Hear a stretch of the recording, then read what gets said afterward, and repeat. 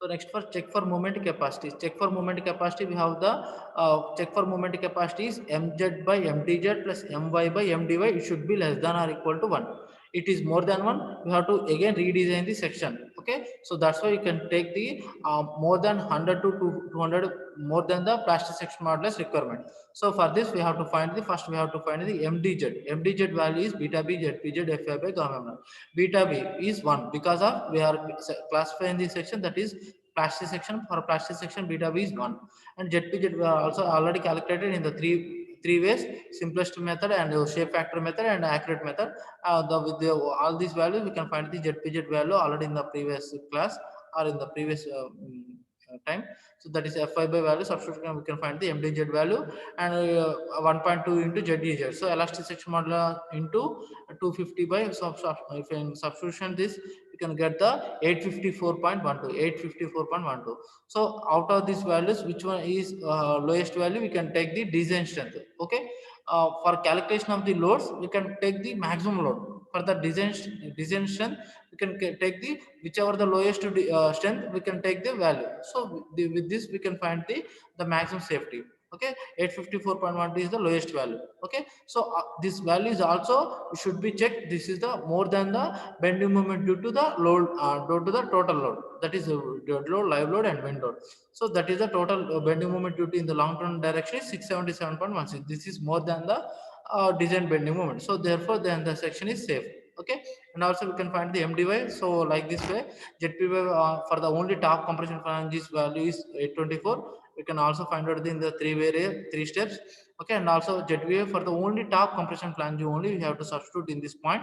Okay, for the top compression flange only we have the zdy for the grass, and only for the top compression we have two values, but we have to provide the only top compression flange only, because we are providing the zpy for the top compression flange only. Okay, with this we can find the 166.1 is the lowest value. So we can take the mdy value is the lowest value, and this value also it is more than the lateral bend moment due to total bend moment due to lateral bend moment. So that is v load. So that is more than 30.68 is the, so hence here also the section is hence safe. Okay, okay, we have next we have to find the check for local moment capacity, that is so mz. So mz is 676.16. So 677.16. My is 30.68, which are already calculated in the calculation of the second step, maximum bending moment and maximum shear force sections. Okay, so this value we can get the 0.976, that is less than 1, hence the section is safe for the. Okay, next we have to find the check for shear capacity, and also here we can also find the design bending strength also.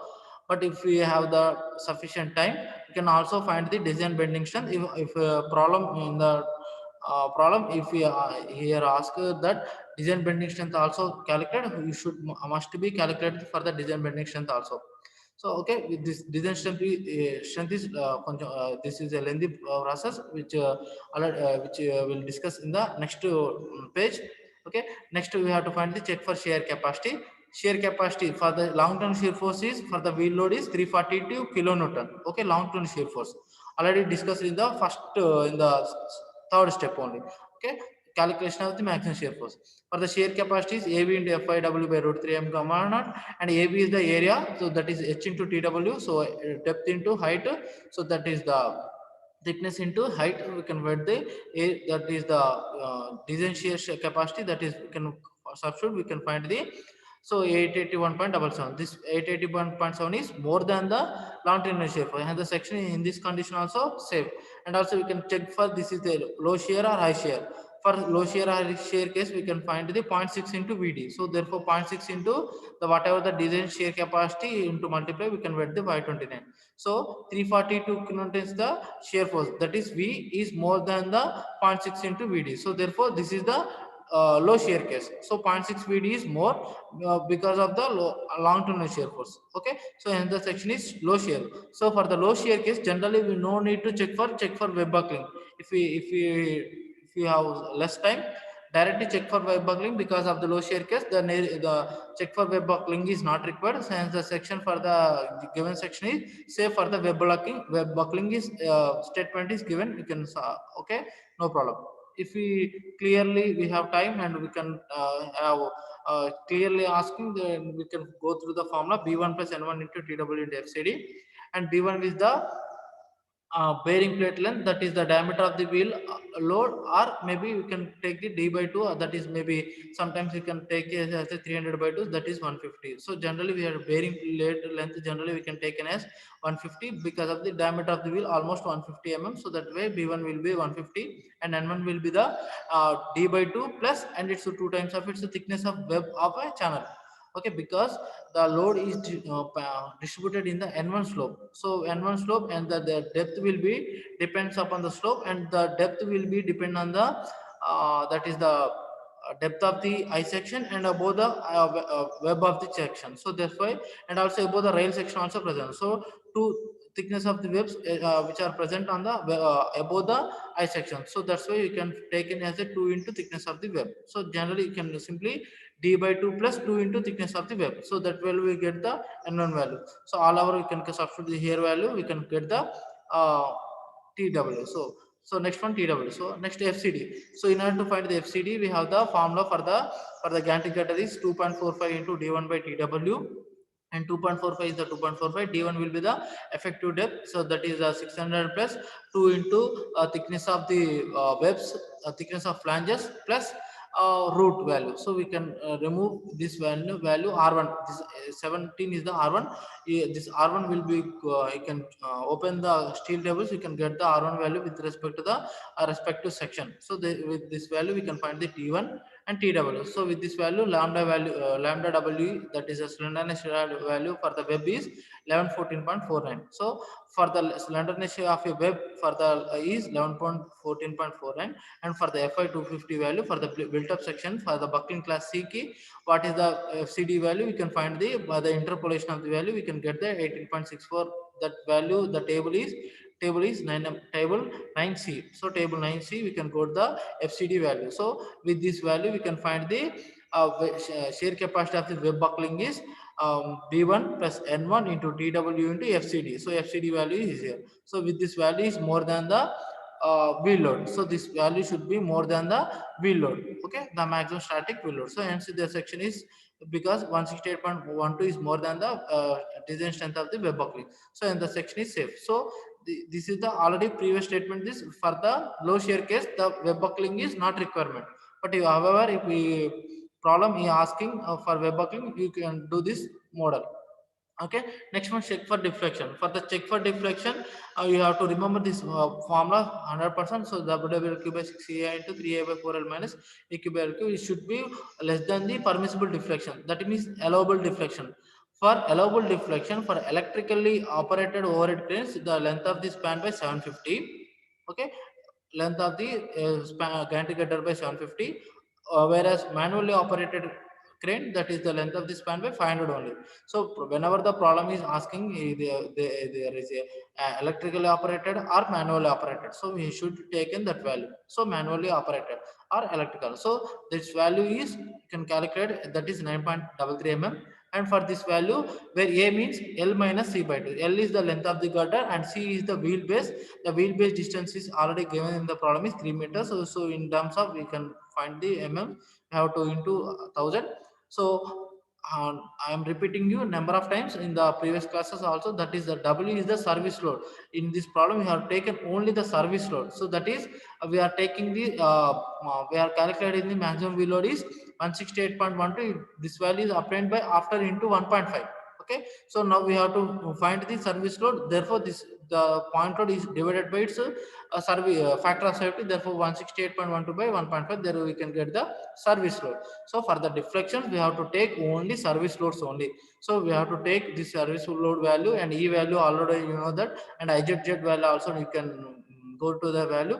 So 135 value. So I think this value is correct or not. So just maybe little bit values maybe changes. Okay, IZ value, I think this is not correct. Okay, one second, I will go to this paper. IZ value will be the 1127.452. This value should taken at the point. Okay, please note that value. So IZ value is taken to 1127.452. 452 only, not double one three something whatever the value, one double three five not taken here. Only you can take double one, so whatever the ij value taken in the, so you should take in this value. I can up to this value is more than the less value of this, because here the we can get the or maybe I think it more value you can get, that maybe 5 6 mm. Okay, however this value is maybe less than the 9.3 mm, that is less than the permissible deflection, and the section is safe for this load. Okay, after the calculation of this check for deflection, next for the design of connections. So the design of connections you should be take, because there is a channel section and a I section. So this channel section, and we are providing an I section. Okay, but connection of this we have to provide a welding. So in these positions along the long turn direction, on both sides we have to providing a welding. So before for this welding we have to find the shear capacity of the weld. First we have to find the shear capacity weld formula is va ay by v into a into y bar by iz. We already know that shear force, the long term shear force is 340 kilonewtons. A will be the area of the channel section. Okay, pi bar will be the extreme fiber distance from the neutral axis to the web of the section. That is, we are taking from the web between the channel and I section. Therefore, the we can take only 7.6 is the, okay. Next, that is 239.9. IZ will be the 1127.452. So we can take this value and substitute this value. We can get the shear capacity of the maximum shear capacity of the is this one. So if we take this, is this formula is available for 1 mm. Okay, this formula is applicable for 1 mm. So next we have to find the whatever the strength of the weld is per 1 mm we have to find. So where we are taking length of the weld is taken as 1 mm.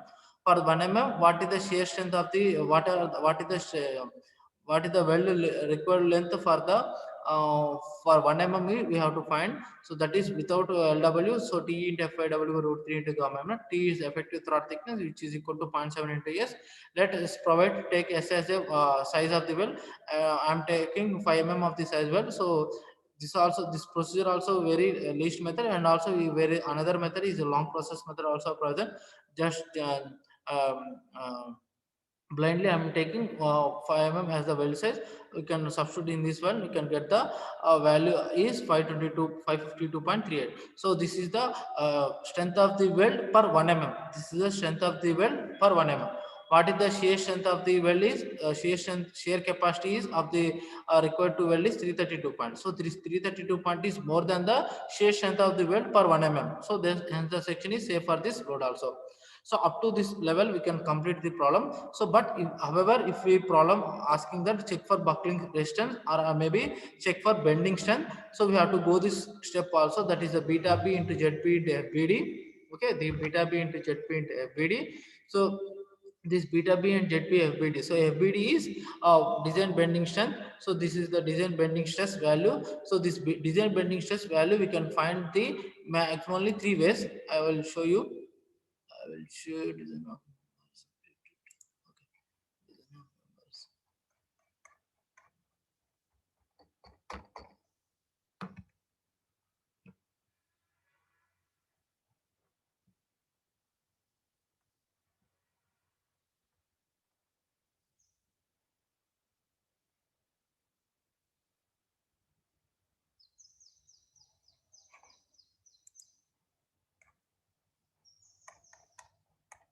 For laterally supported beams, we have the design steps procedures.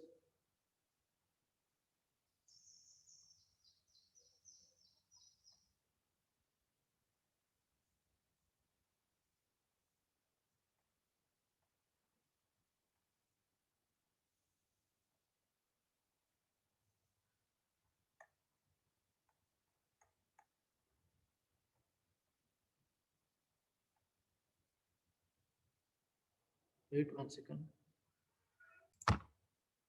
Okay. So in order to find the FBD, generally we have the formula XLT into FA by gamma m naught. So XLT, for XLT we have to find phi. For we have, in order to find phi we have to find lambda. For lambda we have to find MCR. So this is a more very lengthy process, and we have to find the MCR. We have the more than E and I, this values, if we substitute in this value, we can get the MCR, and after MCR we can get the lambda. So this is the most taking process. So this is the one process, and another process is we can find the FBD value is by directly taken the FCRB value. With this FCRB value, this is the only one formula. After substitution this FCRB value, from this FCRB value we can take the from the table number 14 and 13a, we can find the FBD value from this FCRB value. After in this one, this is also one another process, and in another we have another simplest method also present. So that is the from the 13ab and 13a and b, we can find the FBD value also. So generally we have the three process for in order to find the FBD value. So but in order to find the FBD, so MCR will be the long process. Just I am taking only FCRP value process. So FCRP value will be the 1.1.2 pi square into E by length of the effective length of the girder by or radius of the gyration. With these values, you can substitute in here. You can get the FCRB value. So after FCRB value, you can get the from page table number 13a, from the rolled section. For rolled section, alpha t value 0.21, and for welded section it may be 0.49. So for rolled section we have table number 13a. For welded section we have table number 13b. From table 13a, for the rolled section, for FCRB value 286.013, for a FI 250, for FI 250 and FCRB value 286.013, the FBD value will be calculated by 168.43 by interpolation. So with this value, we can find the FBD value. Okay, this is the second method. First method is by using MCR value, we can find the FBD, but it is a long process. So, but is with the FCRB and FBD, we can find it easily FBD value. And also another without knowing this formula 1.1 into, we can also use the another process, that is from the table number 14. So from the table number 14, we have the lambda ratio and H by TF ratio. Well, from lambda ratio and H by TF ratio, we can find the FCRB value. Okay, I will show you page number. Okay, it may take time. So just you can go to the table number 14. So with the table number 14, we have lambda ratio and H by TF ratio. So lambda ratio is 97.8, but in the code book you can having exact values. So not is 97. So we have to interpolation again these values. These values are also provided in this material. So I will show you at the end. Okay, so for this lambda value and H by TF ratio, we can find the by interpolation, we can get the FCRB value is 289.9. From this my calculation, the values may be a little bit changes. So 289.9 from this value. So in this way also manner also we can find the FCRB value. So with this to FCRB value, next we have to find this FBD value. After calculation of the FBD, we have to find the beta B into ZPZ. The ZPZ may be 4686 into 450, or maybe we can take in the accurate method of the ZPZ value, that is 4767 something value. So you can substitute here, you can get the and into FBD. FBD will be value is the 168.43. So with this value, you can find the MDZ value. So with this value is almost, you should be checked, this value is more than the bending moment. So this value is more than the bending moment. So that bending moment is 474.88. So therefore the 474.88 by this bending moment due to this value, and 30.68 by same with this value, we can find the My also. So Fy by Zy and Fy by gamma m naught. So that is the total cross section of the, here we can use this value, that is the Iy and Zy, that is the total. Okay, that is the total cross section of the members. So that is 30.68 by the minimum in the lateral minimum is 30.68 by MDY. So with this value, here also it is less than 1, hence the section is safe for the load. So okay, this is the model of the gantry girder problem. So already I have mentioned in the problem, actually from the table number 14, H by KL by that is slenderness ratio values is 90, 100, but 97 point whatever the value is not available in the code book. So first we have to interpolation this value also. But in order to find this, before interpolation, we have to find the interpolation of the H by TF value also, because H by TF value is a standard value is 25 and 30, but we have the H by TF ratio is 28.56. For this we have to find the, first we have to find the interpolation of these two values and interpolation of these two values. After interpolation of these two values, we have to find the lambda value for the whatever the lambda of the member. With this value we can find the FCRB value, that is 289.9. For the also FBD value also from the table number 13A, because of the class section for FI 250 table number 13A, whatever the FCRB value 286.013, the FBD value will be 168.43. So this is about gantry gutter problem. Thank you very much.